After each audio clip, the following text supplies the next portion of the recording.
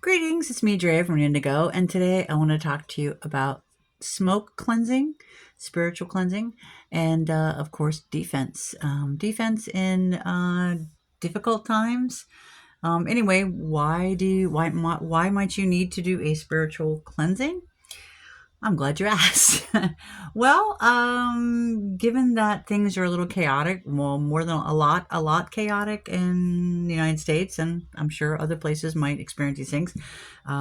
People get angry, emotions get going, and anyway, it just creates an unpleasant vibe, right? So maybe you just need a cleanse to help center yourself, to help release some negativity, and embrace some positivity. That's one thing. Other reasons, well, you could have spiritual issues. I know I've had my fair share or my unfair share of spiritual issues. What does that look like? Well, there's the classic ghost scenario, of course, with you might see a ghost, hear a ghost, smell a ghost, for instance. Or there could be general bad luck going on or stagnation in some area of your life or in many areas. And third, you could be having things like headaches, odd body sensations, pain, fatigue. Now, yeah, that could be a physical issue or it could have a spiritual cause. So, those are some brief overview of some spiritual issues.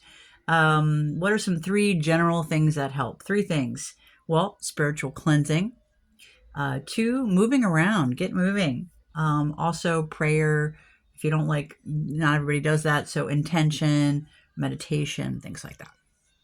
All right. So, today, what I wanted to do was simply show you guys how to do a smoke cleansing. Now, the way that I was taught, because I've had my backstory is that I had a pretty significant spiritual crisis almost 20 years ago. And that sent me on a path to seek a lot of alternative type practitioners. So my doctor sent me to a shaman. I don't remember where my shaman sent me, but anyway, I went to him a number of times and he shared some things with me.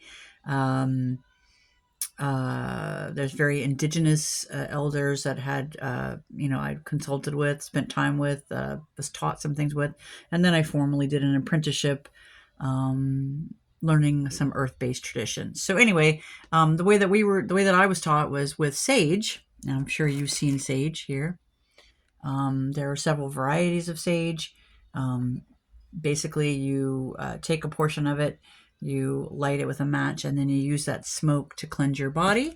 I was going to actually demonstrate that, but my timing's off, so I think I'm skipping ahead to the next thing. But I'm sure you may already be familiar with sage. So sage is one way.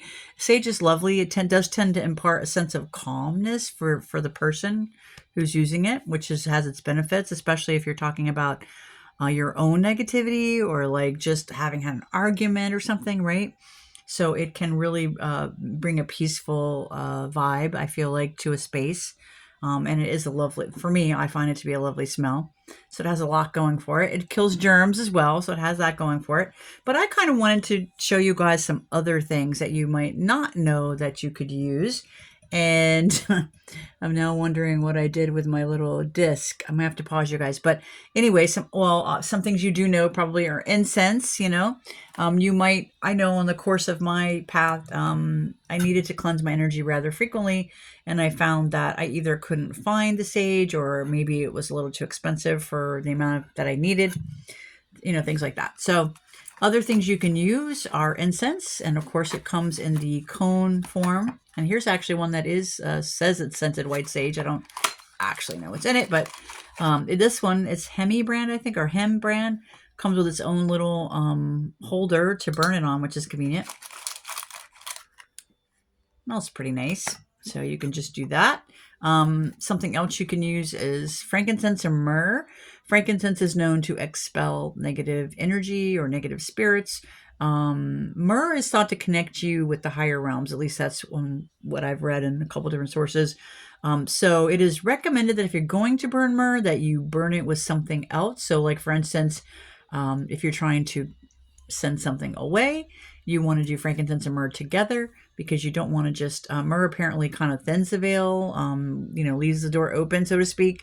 So you don't want to be inviting in things if your whole goal is to get them out, right? Anyway, that's what I've been told. So this is frankincense and myrrh. We have white sage. Other things people use are dragon's blood. I mean, really just about anything can be used. Other things you can use. Let's see. I don't have my charcoal here, but you can get these little oh, here they are. These little charcoal, I don't want to call it, it's a round thing. It's different from, it's not the same that you put on your grill. Please don't do that. This is specifically made for burning herbs. I think they use them in those pipes called, or whatever you call those things. They're called hookahs, you know? So that's what they're used for. And then people who need to cleanse their space often use them as well. And if you're having an ongoing issue, you may as well just jump in and buy some of these, because it's going to be a pain, like having to relight things. My poor, it's having a hard time opening this, but I want to show you what it looks like.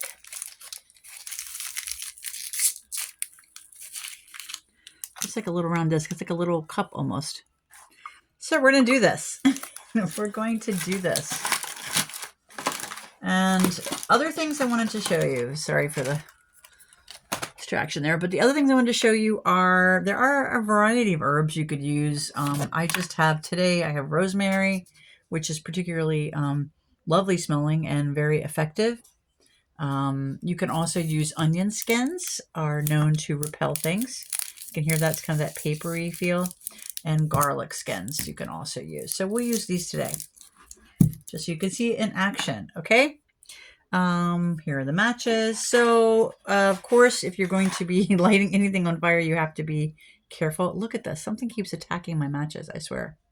It's driving me crazy. Anyway, you want to be careful. Ideally, you would have something like tongs to hold this, but I don't have that right now. So this is what I'm doing. And as soon as it starts to do that little sparkly thing, you put it down. Or ideally, maybe just put it down already and just light it from the side. But now it's ready to go, so we got to get moving. So now we add our herb and watch it do its thing. There it is. So how do you use when you're doing the cleansing smoke, how do you use it? Well, for yourself, you can bring it towards your heart, over your head, up your arms. You want to get your whole body, really. If you have somebody to help you, you definitely got to get your back. That's super important. And your feet too. All of that is important, because there are some negative energies that will come up through the feet. And that's very uncomfortable. So also, let me show you what the garlic paper is like. So you can't use the wet part because that won't burn well, but the outer part burns well. So what you can do, this is free help, right? When you cook, you're cooking, if you use onions and garlic, just set a little bowl aside and place your garlic and onion skins in it, and then you'll have it ready to use. Oops, I dropped it. Be careful, it is a hot coal. So this will repel any number of things. Unfortunately, the astral wildlife is varied. So, you know, not everything you do is going to take care of everything. But let's say you're having an issue, right? And something is bothering you in your home. You know, well, if it's the spirit of a passed on loved one, normally, you know, they'll go on their way if you simply burn some kind of incense and you tell them to go, right? Caveat, you do want to remember to open a window or a door while you do it so that they have a way to get out. Even though they don't need it, it's still just a good form. Otherwise, something might get stuck bouncing around and just be more irritable, right? So a statement of intention that you want whatever it is to go. You don't have to go. You don't have to go home, but you can't stay here. That song, Closing Time. Closing Time. That's a song I think of a lot when I'm trying to make something move along. It's like, you don't have to go back where you came from, but you cannot stay here. So yeah, there's that. All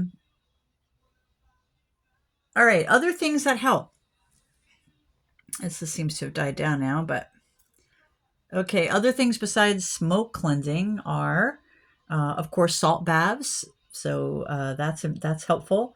Drinking certain teas can be helpful, because then you're cleansing the inside as well as the out, right? Salt scrubs, that's a fun one. this is a small thing, but an important one. When you are having an issue with a spirit outside of yourself, you got to work on your attitude. And I know this is going to sound judgy, but it's not meant that way. It's just a fact. Um, it's complicated because if you're having difficulty, it's going to tend to make you either frightened or sad or irritated, right? But you really want to try to achieve an even keel. That's super important. So the attitude change super important, and if you can find you're happy even in the middle of all that, um, it will help a lot tremendously.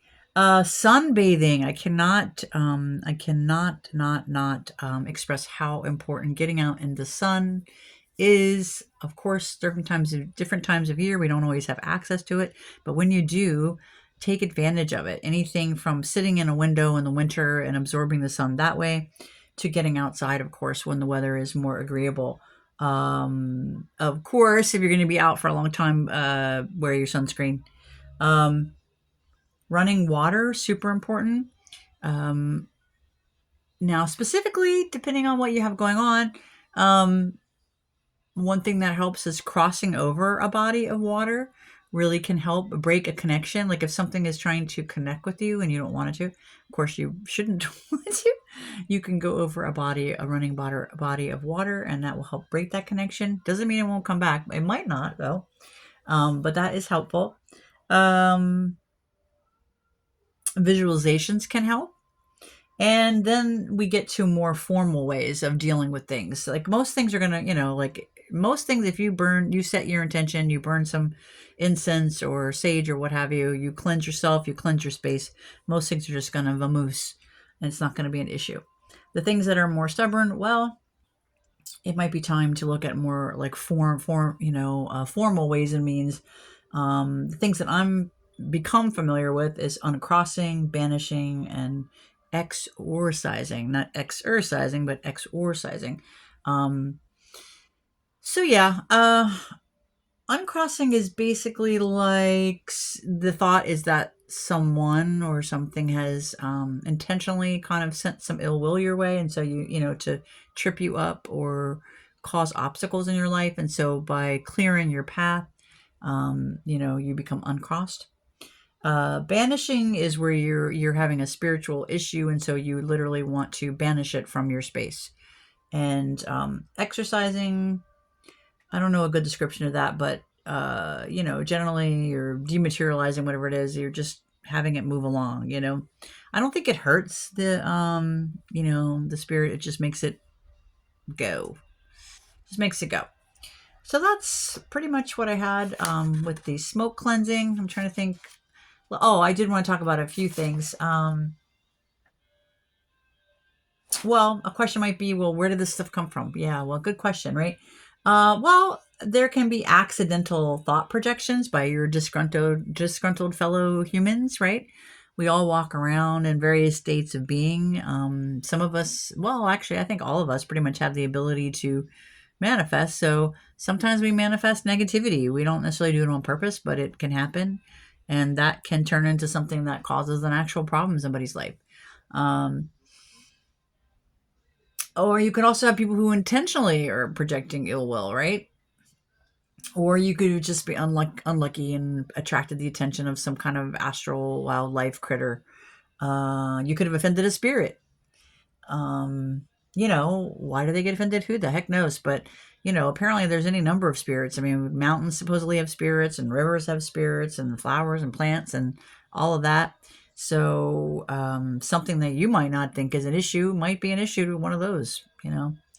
Um, oh, you might have run across a person that practices some kind of tradition and some kind of magical tradition, and they don't like the cut of your jib. So there you go. Or there's just that we don't know. We don't know. We don't know why or how.